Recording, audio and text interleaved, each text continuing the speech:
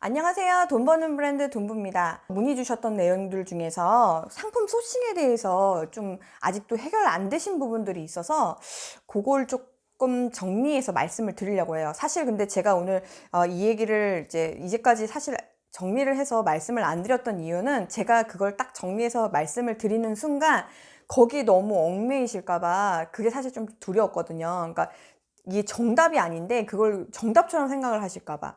근데 또 그걸 안 하다 보니까 이게 초보자분들은 약간 응용이 안 되잖아요. 그래서 너무 많이 그 시간을 또 버리시는 게 아닌가 싶어서 이게 좀 고민을 하다가 오늘 조금 한번 정리를 나름대로는 한번 해보도록 하겠습니다. 그러니까 다시 말씀드리지만 이게 정답이 아니니까요. 여러분의 카테고리와 상황에 맞게 꼭 응용을 꼭 하시기를 말씀을 드릴게요. 자, 일단은 제일 먼저 어떤 질문이 아직까지 올라오고 있냐면 경쟁이 이렇게 심한데 이거 들어가도 될까요? 그리고 그러니까 그 경쟁을 자꾸 피하려고 하다 보니까 어떻게 되냐면 검색수가 자꾸 월간 검색수가 낮은데 이런 걸 좋다라고 생각하시는 분들이 있으셔가지고 그거에 대해서 제가 한마디 드리고 싶은 게 저 같은 경우는 경쟁 강도보다 더 중요한 건 월간 검색수라고 생각해요. 그러니까 이게 온라인이라고만 생각하지 말고 오프라인을 대비해 생각을 해보세요. 내가 시장에서 과일을 팔 건데 그 시장 안에서 경쟁이 없는 게 더 중요할까요? 아니면 그 시장에 사람들이 많이 오게 하는 게 더 중요할까요?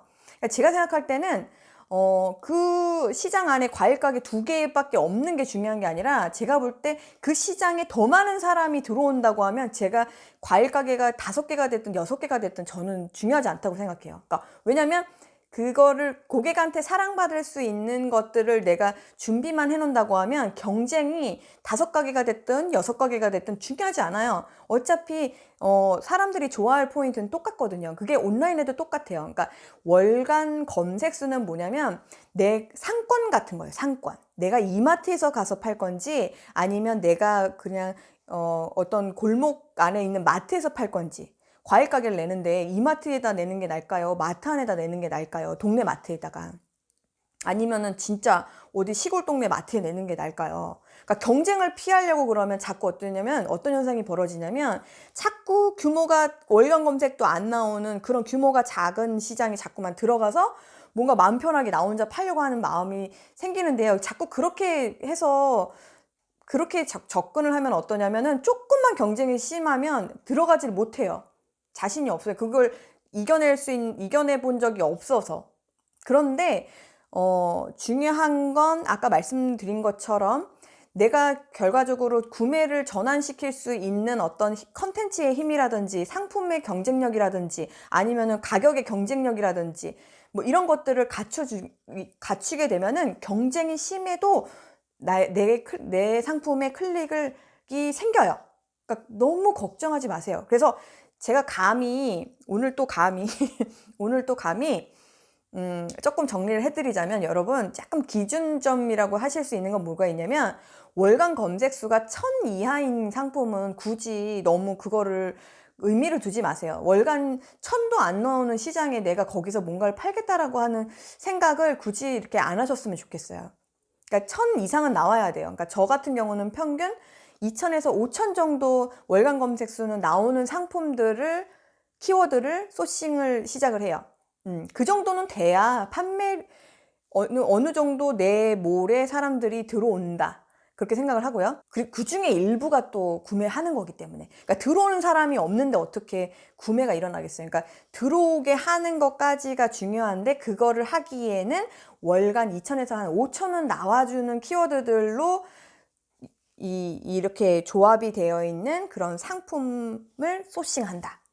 그리고 경쟁 강도는요? 그럼 경쟁 강도는 제가 볼 때는 5 이상은 너무 많아요. 그건 너무 많아요. 그러니까 5라는 거는 검색 대비 상품 수가 5배 이상이라는 거거든요.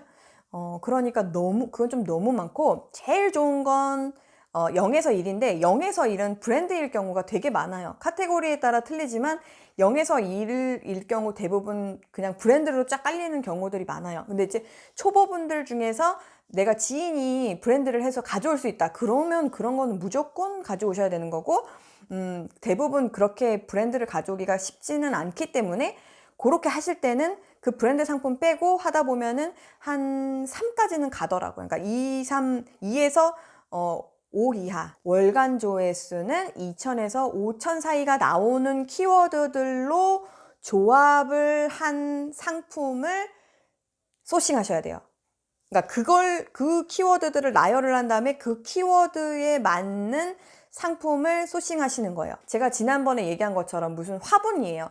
근데 화분인데 이게 화분 자체는 보통 화분 그러면 얘는 10,000, 20,000 이런 식의 그런 키워드가 되는 거고, 그 중간에 보면은 뭐 무슨 뭐 수입 화분, 무슨 토분, 뭐 무슨 다육이 화분, 미니 화분 뭐 이런 키워드들이 쭉 밑에 있는데, 그 키워드들 중에서 예를 들면은 미니 화분, 다육이 화분이 경쟁 강도는 한 3 이하고 또는 5 이하고, 그런데 그 검색 수가 한 얘는 2,000, 하나는 뭐 5,000 이러면 이 두 개를 조합한 미니, 다육이, 화분 이렇게 키워드를 쓸 수 있는 상품을 소싱해 오셔서 그 상품명을 쓰고 시작하시면 되는 거예요. 그래서 그렇게 시작을 하시면 어느 정도 가이드는 좀 되실 것 같아요. 맹신은 하지 마시고요.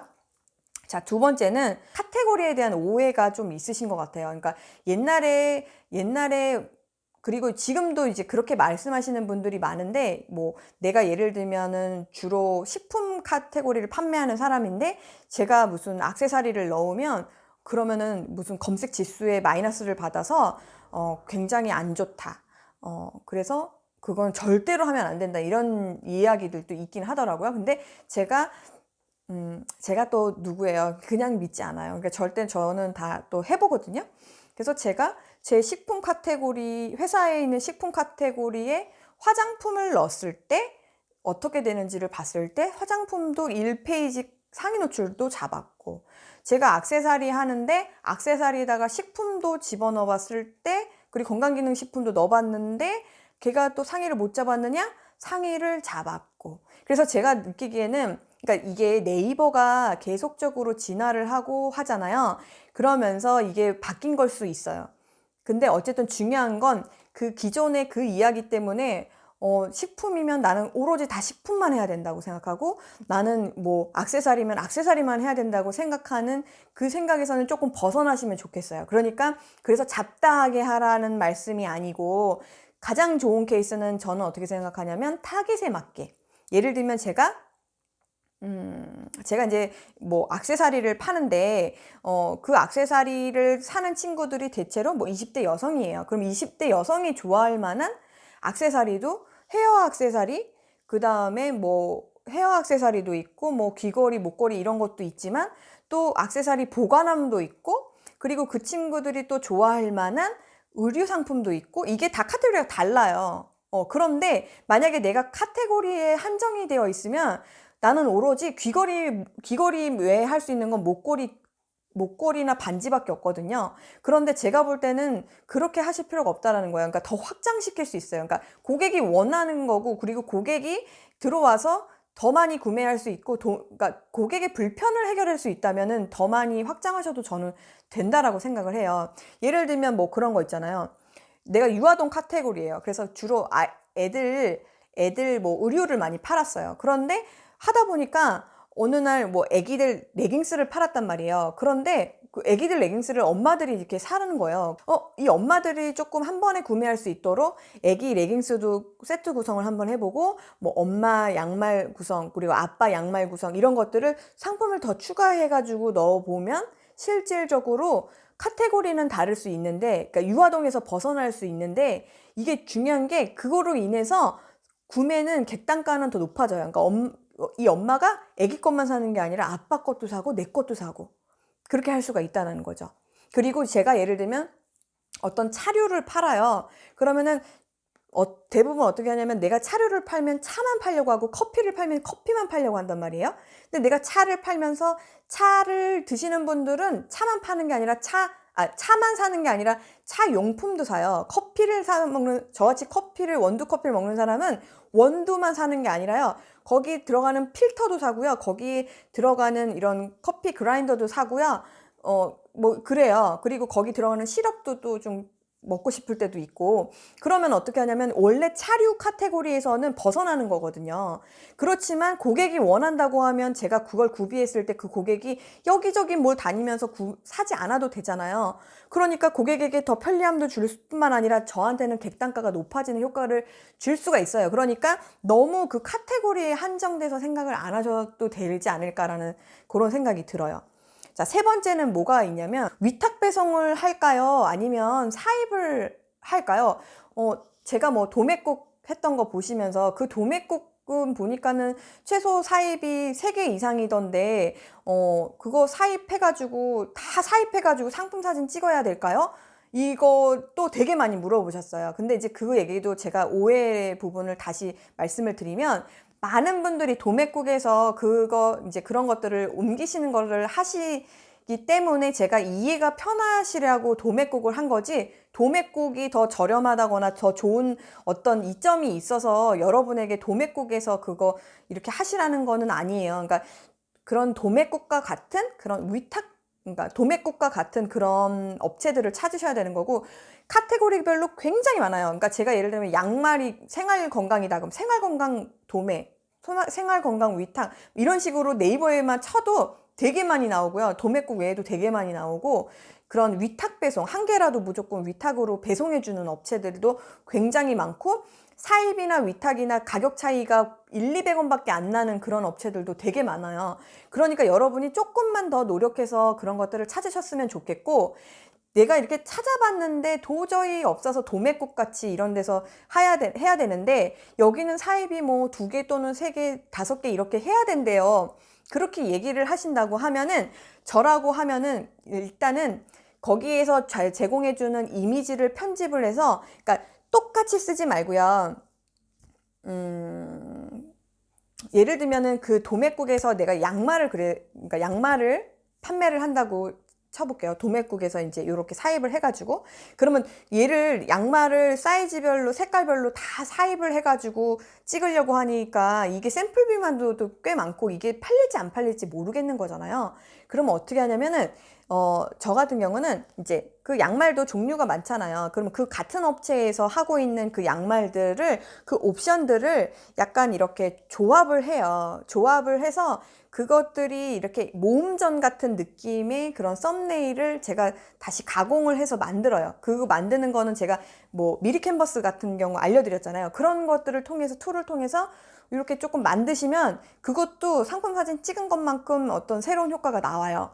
그러면 그렇게 놔두고 광고를 최저부터 시작해서 한번 쳐봐요. 그렇게 해가지고 실제로 구매가 전혀 일어나지 않는다. 그럼 굳이 저는 사입해서 촬영하지 않아요. 그런데 어쨌든 뭐 일단은 그렇게 했는데 구매가 아주 가끔이라도 한두 건씩 이렇게 나온다. 그러면 그 상품은 어쨌든 저에게 있어서는 의미가 있는 애예요. 고객이 찾아주거든요. 그렇게 찾아주기 시작을 한다고 하면 제가 볼 때는 그런 상품은 광고를 쳐야 돼요. 광고를 쳐서 조금 더 많은 노출을 받고 더 많은 사람이 유입되게 해서 이렇게 구매 전환이 일어날 수 있는 확률이 있는 놈이에요. 그러니까 그런 놈은 투자를 해야겠죠. 그러니까 그래서 아예 맨땅에 처음에 내가 진짜 뭐 나만의 디자인으로 만든 상품이다 이런 거 아니고는 반드시 꼭 다 100% 사입해서 촬영하라고 말씀드리는 게 아니에요.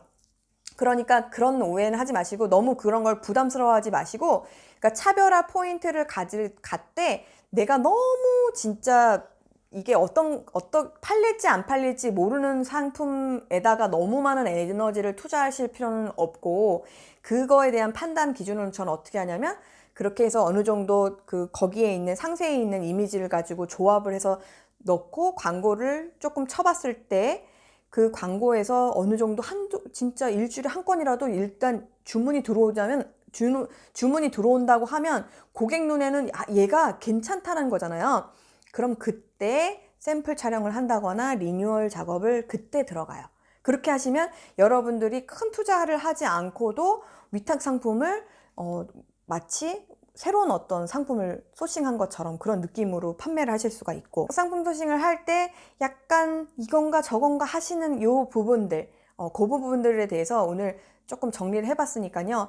한번 도움이 되시면 또 그 부분을 댓글로 남겨주시고, 이것도 모르겠어요 하시는 부분이 있으면 또 댓글로 남겨주시면 제가 또 한번 모아서 이 부분에, 그런 부분에 대해서 또 한번 정리해서 말씀을 드리도록 하겠습니다.